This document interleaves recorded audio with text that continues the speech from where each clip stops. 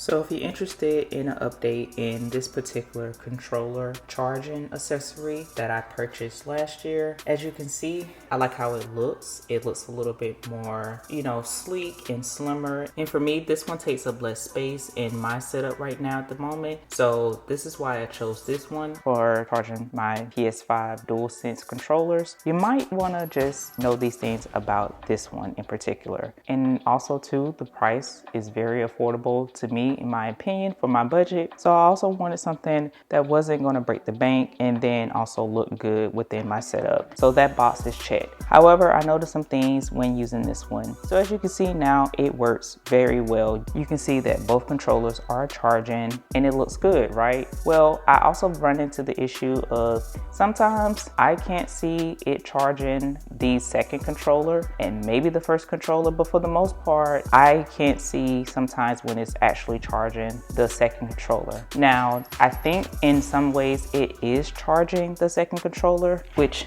you can see I do have my second controller here.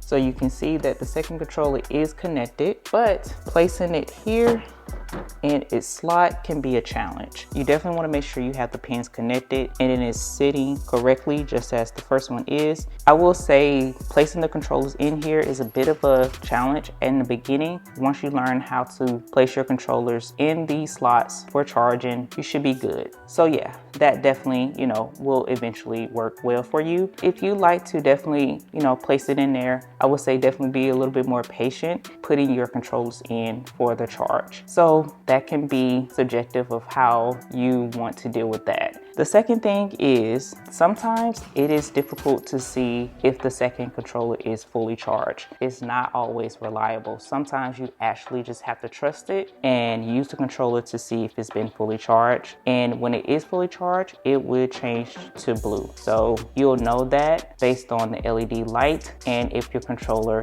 indicates that it is fully charged. So just a little bit of a tip there, but overall, I think it is a decent controller charging accessory. It's just definitely probably, better out there on the market. So I would say after using this controller charging accessory numerous of times and having it for almost a year, there may be other options that may work better, but this is definitely a decent option to consider.